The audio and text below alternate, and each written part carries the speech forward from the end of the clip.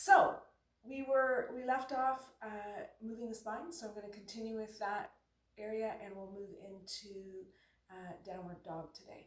So we're going to start off again on all fours, and we're going to, we were sort of going back and forth here, back, and just moving the hips back towards the heels.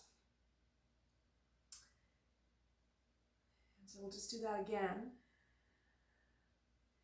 And this time, because we're warming up, let's just move our spine in different directions. So rotate the hips, move them to the left, move them to the right, move them back, and just get some crazy. Let your elbows bend and straighten and go one side to the other. And just do a little bit of crazy movement. We need to keep moving today and every day during this isolation. And then maybe even curl your toes under and come back and forward again. And maybe even walk your hands back and just sit on your heels for a bit, just to see how the back of the feet feels. I don't recommend this for a long time, especially if you have arthritis, but it's good to do every once in a while. Just move your feet in a different way. Good. And then let's take the knees out a little bit wider and sit in between if you can in Virasana. Now it's good to take your hands into your calves here and right under the knee and pull the calves down into the side and see if you can just sit back a little bit, maybe bring the knees in a little bit closer if that feels comfortable. If this doesn't work for you, just leave it out, or get something to sit on. You can have your block or a blanket to sit on so you can go up a little bit higher. Just to, I don't know about you, but my quads, my thighs have become a little bit tight, again, probably from sitting, so you can just do that. And I'm going to move up a little bit, but if you can come back even further, of course you're not going to do this if you have really bad knees, it just doesn't work for you, so just skip this part. We're going to come down as far as we can. Those of you who can come all the way down, you can, but this is, again, I'm just more warming up here today. Good, and then come on back. And then again, come back onto all fours and do some cat and cows again like we did earlier. Working with your breath here, moving really nice and slow. And then let's do that side cat and cow, sort of like a round the fence pose. So what I imagine is that there's a post here right at my waist, and I'm wrapping my shoulder and my hip around it. And what I don't want to do is just lead with my head. The action of the pose comes from the waist. So I'm going to move and come back, and then move and come back, and move and come back. But I'm bringing my shoulder and my hip together. And then maybe I can even hold one of these poses for a while and just, really try to, I'm not shifting my hips to the right. I'm just trying to get this side body to open. And then I'm going to slide my left hand away from me. So I'm in kind of like in a puppy dog idea, a little bit, with hips, slightly over the knees. And I'm just going to move that way. And then I'm going to go to the left and move this way as well.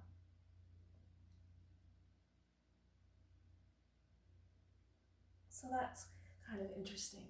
And then again, coming from here, I just want to move my upper body now. So what I'm doing is I'm pressing my hands into the floor and isometrically drawing them away from each other. My shoulder blades are widening and broadening. Notice my head is in line with my shoulders or with the rest of my spine. And I am just dropping my spine at the thoracic area, at the upper back, widening and broadening the shoulder blades, and then bringing them together.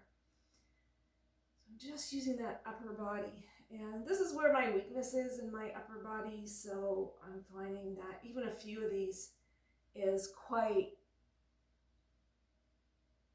exhilarating. I'll put it that way. I can feel it, in other words. I can feel where I need to work on weakness as well. Good. And then again, I'm gonna move back a little bit just so you can see my hands. I'm gonna walk, I'm gonna keep my knees as much in line with my hips as possible and walk out in front again. Remember yesterday I talked about not letting yourself drop right away. So take your time, bring your breastbone forward, let your head drop eventually, and walk the hands out. And I'm pushing my sit bones up. So here's my sit bones, if you can see. I'm lifting those up and I'm letting my head drop. Not letting my belly drop, however. I'm just not letting that go. I'm actually holding my belly in just lightly. So I'm just engaging that core a little bit. I've got this puppy dog going. Good, and then I'm going to walk my hands back to my starting place. And again, I'm going to move up a little bit here just so that you can see. And we're going to do that plank pose again. So we already did it once, but we'll do it again. So first I really make sure my hands are in the proper place. Again, I'm using that full hand, pushing through the knuckles of the hands, not like this.